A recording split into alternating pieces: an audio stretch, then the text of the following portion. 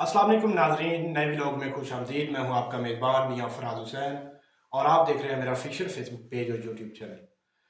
नाजरीन, 2024 के इलेक्शन का दंगल बच चुका है। तमाम सियासी जमातें हैं जो वो अपना अपना जोर लगा रही हैं, वो अपना अपना वोट बैंक कंपैरिजन कर रही हैं 2018 के इलेक्शन के साथ कि उस वक्त उनकी क्या पोजीशन थी और 2024 के इलेक्शन में उनकी पोजीशन क्या होगी। लेकिन आज हम बिलखसूस बात करेंगे पाकिस्तान तहरीक लबैक की कि उनकी 2018 में पोजीशन क्या थी और 2024 के इलेक्शन में उनकी क्या पोजीशन होगी। मतलब यानी कि जो 5 साल है इनमें उन्होंने अपना वोट बैंक बढ़ाया है या कम हुआ है, लोगों की हमायत उनके साथ है या नहीं, और जो पब्लिक सर्वे है वो भी आपके सामने रखेंगे। उससे पहले अगर आपने हमारा यूट्यूब चैनल सब्सक्राइब नहीं किया तो काइंडली सब्सक्राइब कर लें। नाजरीन, अगर बात करें 2018 के इलेक्शन की तो तहरीक लबैक उस वक्त आताब में थी। उन पर बहुत क्रैकडाउन भी किए गए, उन पर बहुत सख्तियाँ थीं और ख़ास तौर पर उनको सोशल मीडिया से भी ब्लैकआउट किया जा चुका था और मेन स्ट्रीम पे भी जगह नहीं मिलती थी, जो कि आज भी ज़ाहिर बात है नहीं मिलती जगह उनको। तो लेकिन उसके बावजूद भी इसमें एक बड़ा फैक्ट ये भी है कि उस वक्त 2018 के इलेक्शन में बाबा कादम हुसैन रिजवी साहब को जो अहम हल्के हैं वो भी एक्सेप्ट करने के लिए तैयार नहीं थे। लेकिन उसके बावजूद भी पाकिस्तान तहरीक लबैक ने 2018 के इलेक्शन में बहुत अच्छी पोजीशन हासिल की, यहाँ तक कि जमात इस्लामी और JUIF से भी मैदान में आगे रही।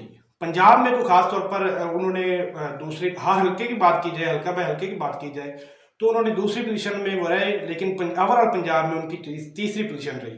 तो अगर बात करें 2018 के इलेक्शन के वोट बैंक की तो TLP ने, पाकिस्तान तहरीक लबैक ने तकरीबन ओवरऑल पाकिस्तान से 23 लाख के करीब वोट हासिल किए, जो कि एक बहुत अच्छी पोजीशन समझी जाती है।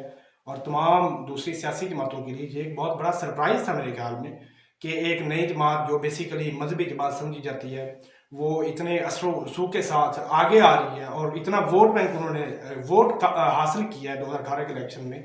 तो नाजरीन, ये 2018 के इलेक्शन की बात हो रही थी और ये मेरे ख्याल में पूरे पाकिस्तान से तहरीक लबैक तीसरी पोजीशन पर रही थी उस वक्त 2018 के इलेक्शन में। और अगर उसके बाद की बात की जाए, इमरान खान साहब का दौर आया।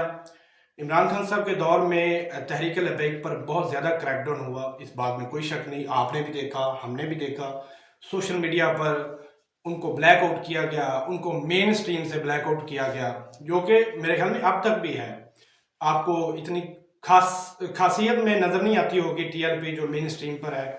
तो उसके बाद साद हुसैन रिजवी साहब जो है वो गिरफ्तार हुए, इनके जो मेन शुरा के कारकुन हैं वो भी गिरफ्तार हुए, इनके वर्कर्स गिरफ्तार हुए।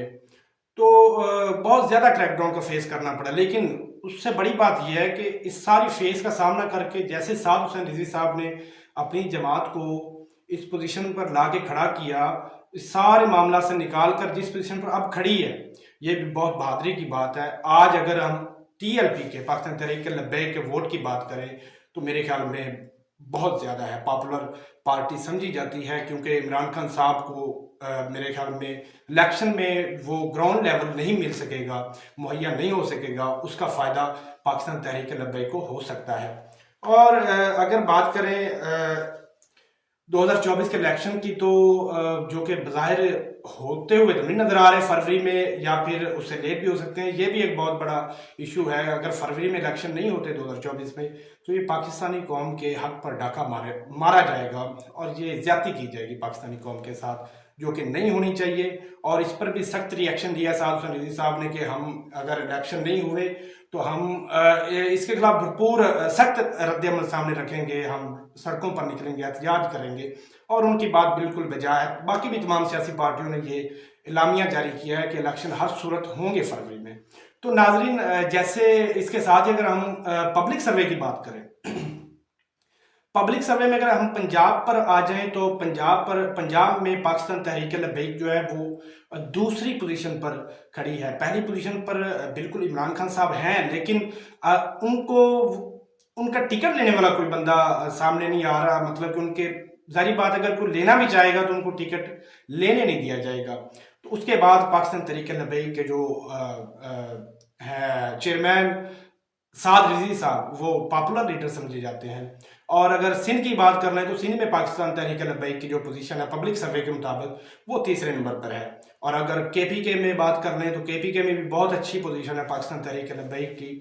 اور یہ میرا ایک سیاسی تجزیہ ہے، میں اپنا تجزیہ پیش کر رہا ہوں آپ کے سامنے کہ اگر 2024 فروری 2024 کے الیکشن میں پاکستان تحریک لبیک اپنے ووٹ کاسٹ کروا